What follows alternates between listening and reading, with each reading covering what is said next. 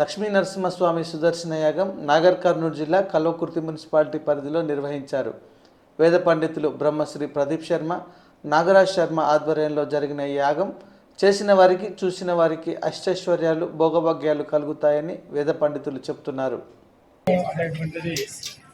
ఎప్పుడూ కూడా అనాదిగా వస్తూ ఉన్నది. మన హిందూ ధర్మంలో యజ్ఞానికి చాలా ప్రాశస్త్యమైనటువంటి విషయం ఉన్నది. పూర్వం మనము శమణకాది మహామునులు కూడా ఎవరితో నిమిత్తం లేకుండా యజ్ఞయాగాదులను చేస్తూ లోకాన్ని సుభిక్షంగా పెంచాలి అనేటువంటి ఆలోచన చేత వారు ఎప్పుడూ కూడా యజ్ఞాన్ని చేస్తుంటారు.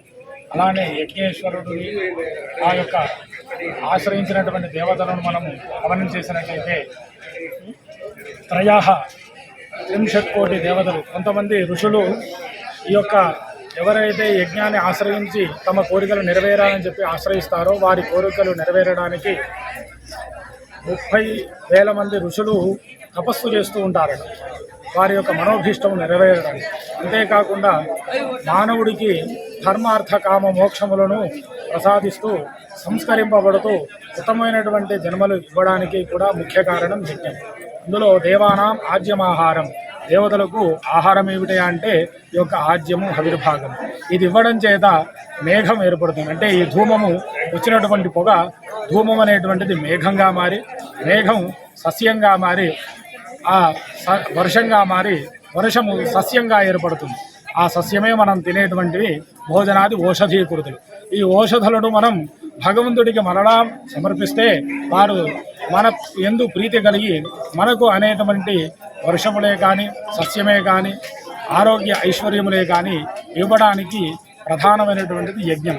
కాబట్టి సమస్త లోకాదులందు ఈ యొక్క సృష్టి కానీ, లోక కళ్యాణార్థమే కానీ అందరూ కూడా సుభిక్షంగా ఉండాలి, సువృష్టి ఉండాలి అనే విధంగా కోరి మహాలక్ష్మి యొక్క యాగాన్ని సంకల్పించాము. ఇందులో లక్ష్మీ నారసింహ యాగం, సుదర్శన యాగం అనేటువంటిది 3 రోజులుగా చేస్తూ ఈరోజు సంపుటీకరణంగా మహాలక్ష్మి యాగాన్ని చేస్తున్నాము. దీని ద్వారా దీన్ని ఆశ్రయించిన వారందరికీ కూడా అష్టైశ్వర్యములు కలిగి, అంతేకాకుండా ఇది చూసినటువంటి వారందరికీ కూడా ఆ యొక్క మహాదేవి లక్ష్మీ నరసింహస్వామి వారు అనేక ఆశీర్వాదాలు తెలియజేస్తూ ఈ యొక్క లోకాన్ని సుభిక్షంగా ఉండాలని చెప్తూ ఈ యొక్క గొప్పదైనటువంటి 54 గుండముల కోటి యజ్ఞాన్ని చేస్తున్నారు.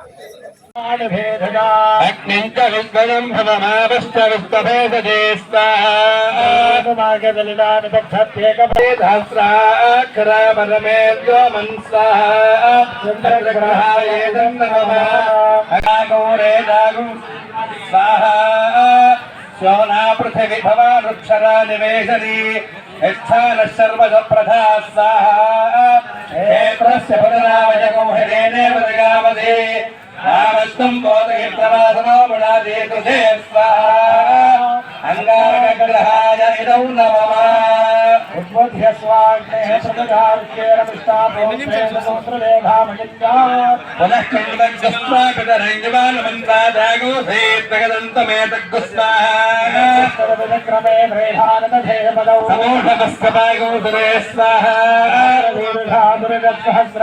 సహస్రభామిం విశ్వతో వృత్వాత్యగచ్చద్దశాంగులగ్గు స్వాహా అధుదేవతా ప్రత్యధుదేవతా సహిత బుధగ్రహాయ ఇదం నమః బృహస్పతే అభిగదర్యో అరుహాద్యుమద్విభాది కృతభజ్జనేషు తేదగచ్చమధర్త ప్రదాదతస్మాత్ ద్రవిడంధేః రుద్రగ్గు స్వాహా బ్రహ్మహవామహే జనేభ్యః अस्माकमस्तु केवल स्वाहा बृहस्पतिग्रहाय इदौ नमः शुक्रंगे अंडद्रुलोके अंडद्रुलोके आते भूषन्धे रातनस्तु स्वाहा रामे भासनारित सुपत्ने महवश्रवः आते अपिपस्यनस्या प्रणीते तपसोरशन्मन्नाविभासन्तिकमयस्तु जग्ना स्वाहा अभुच्छन्नस्तपदु सूर्यः संवादो मात्वरभापसृढः स्वाहा नमाय सोमगोदनुतगमाय दुहुता हवितो अनंकृत स्वाहा प्रजापते नत्वदेतान्यो विश्वाजातानि परितापभूव नित्यामास्ते वस्तुतो अस्तमजग्गुसस्सगा गयान्निष्ठगा वृदा स्वाहा आनन्दो पुष्टिरक्रमे भृतन्मातरं पुनः पितरं च प्रियं स्वाहा नमो अस्तु सर्पेभ्यो एके च पृथिवी मनो हे अंतरिक्षे ये दिवितेभ्यः सर्वेभ्यो नमः स्वाहा अधिदेवता प्रतिदेवता नमस्तु सर्वेभ्यो एकेन प्रथमे मनो हे अंतरिक्षे ये दिवितेभ्यः सर्वेभ्यो नमः स्वाहा अधिकेतुं कुर्वन्न केतवे मेषोमर्या अपेधवे नमस्ते स्वाहा परमेण गृहन्तं चन्द्र इन्द्राभृगतेजवस्व स्वाहा देवानां पदमेः कवीनां सर्वविप्राणां महेशोमगानां येन गृध्राणां कस्मभिर्नर्मण्य इदौ नमः అయ్యా అందరూ నమస్కారం చేస్తూ చెప్పండి. ఆదిత్యాయ చ సోమాయ మంగళాయ బుధాయ చ రాహవే కేతవే నమః. ఇదం నమః అంటే ఈ ద్రవ్యం నాది కాదు స్వామి, నీకు సమర్పిస్తున్నాను అని అర్థం అన్నమాట. ఇప్పుడు స్వాహ అని చెప్పి ఇక్కడ వేస్తున్నాం. అగ్నిదేవుడికి ఇద్దరు భార్యలు, ఒకరు స్వాహాదేవి. అనేక పండ్లు, కొబ్బరి చుక్కలు, మనం చేసిన నైవేద్యాలన్నీ చూపిస్తాం. కళ్ళి మనీ ఏం చేస్తాం, ప్రసాదంగా మనమే ఖాళీ చేసేసుకుంటాం, మొత్తం తినేస్తాం. మరి భగవంతుడికి ఎట్లా చెందాలి అంటే దేవానాం ఆజ్యమాహారం. దేవతల కంటా కూడా ఆహారం ఏమిటి అంటే ఆజ్యము. ఆజ్యము మంత్రముతో కూడినటువంటి హవిస్సును తీసుకొని ఎవరైతే వేస్తారో ఆ హవిర్భాగమంతా కూడా దేవతలకు హవిస్సు రూపంలో యజ్ఞేశ్వరుడు ఆ దేవతలకు సమర్పిస్తాడు. అందుకని యజ్ఞం చాలా ప్రధానమైనటువంటిది. ఒక్క ఉదాహరణ చెప్తాను. ఏ కర్మ చేసినా, ఏ పూజ చేసినా దాని పుణ్యం వలన మనం సంస్కరింపబడతాం.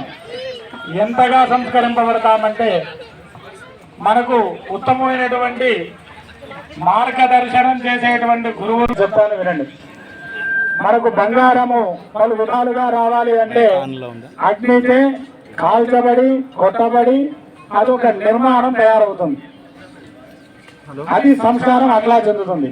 మానవుడు ఎట్లా సంస్కరింపబడాలి? ఈ యొక్క కలి ప్రభావం చేత ఉన్నటువంటి మనస్సును అరిషడ్ వర్గాల నుంచి ఆ బాధలనేవి లేకుండా ఉత్తమమైనటువంటి జ్ఞానంతో కూడినటువంటి సంపాదన చేత సన్మార్గములను ఆశ్రయిస్తూ, గురువులను ఆశ్రయిస్తూ, యజ్ఞదానాది కర్మలను చేస్తూ ఆ భగవంతుణ్ణి ఎటువంటి రోగ బాధలు లేకుండా 10 మంది మనల్ని చక్కగా పలకరించేటట్టుగా ఈ యొక్క జ్ఞానముతో కూడినటువంటి సంపాదన చేత ధర్మ అర్థ కామ మోక్షములతో ఈ యొక్క యజ్ఞాన్ని చేస్తున్నారు. ఏం చెప్తామయ్యా? ఏ పూజ చేసినా ధర్మ అర్థ కామ మోక్ష అని చెప్తాము. ధర్మం అనేటువంటి ఇటువంటి కార్యములను యజ్ఞములు చేస్తూ, అర్థం అంటే సంపాదన అంటే డబ్బు కాదు, పుణ్యాన్ని సంపాదించడం, కామం నిత్య నైమిత్తిక కర్మలను చేస్తూ మోక్షాన్ని పొందాలి అని చెప్పి భగవంతుడు మనకు చెప్పాడు. అటువంటి విధంగా యజ్ఞాలను చేస్తూ ఇటువంటి సంకల్పాన్ని మీ అందరికీ కూడా చేయించి మీరు ధరింపబడాలి. మహాలక్ష్మి అనుగ్రహం మీ అందరికీ కూడా దొరకాలి. ఆ పుణ్యరాశి మిమ్మల్ని అనేక విధములుగా సంస్కరింప చేస్తూ మీకు ఉత్తమమైనటువంటి శ్రేయస్సులు కలగాలి అని చెప్పి ఈ యొక్క యాగాన్ని వారు సంకల్పించారు. అందులో మొట్టమొదటిగా 8 గుండములు, తర్వాత 18 హోమగుండములతో చేయడం జరిగినది. 18 తర్వాత 33 గుండములతో చేయబడింది. ఇది రెండవది 54వసారి చేయడం అనేటువంటిది. ఇలా భగవంతుడు వారిని ఎన్నుకొని సన్మార్గంలో అందరినీ కూడా నడపాలని చెబుతూ ఇటువంటి యాగాదులను చేయిస్తున్నారు. ఎందుకంటే గురువు ఏం చెప్తాడగా, వశిష్ఠుడు దశరథుడిగా కొన్ని వందల సంవత్సరాలకు ఆయనకు సంతానం కలుగుతుంది. ఎట్లా? ఆయన కూడా గొప్పదైనటువంటి యజ్ఞాన్ని చేశాడు. రాముడంతడు ఆ విష్ణుమూర్తి రామావతారాన్ని ఎత్తి లోక కళ్యాణార్థమే ఇప్పుడు కూడా తలుచుకుంటున్నాం. అంటే ఎంతటి అపారమైనటువంటి గుణించలేనటువంటి శక్తి ఏదైతే ఉందో ఆ రూపం రాముణ్ణి పుట్టాలి అంటే ఇతను ఎంత పుణ్యం చేసుకుంటే గాని ఆ రాముడు ఆ పుట్టేటువంటి స్థలానికి అంత పవిత్రత చేకూర్చగలరు. కాబట్టి అంతటి గొప్ప శక్తిని తన యందు తీసుకోవడానికి, పుత్రుడిగా చేయించుకోవడానికి ఈ యొక్క దశరథుడు ఎంతో శ్రద్ధతో చేత ఆచార్యులను, వశిష్ఠులను, బ్రాహ్మణోత్తములను ఆశ్రయించి గొప్పదైనటువంటి యజ్ఞాన్ని చేయడం వలన అంతటి రాముడు సంతానంగా అగ్నిచే సంస్కరింపబడుతూ అతనికి సంతానం కలిగినది. కాబట్టి ఆ యజ్ఞం చేయడం చేత రాముడు సంతానంగా పొందాడు. కాబట్టి యజ్ఞము చేయడం ద్వారా మనం సంస్కరింపబడతాము, మన పాపరాశి తొలగిపోతుంది, భగవంతుడు మనల్ని అనుగ్రహిస్తాడు. ఎందుకంటే ఇంతటి ఆవిర్భాగాన్ని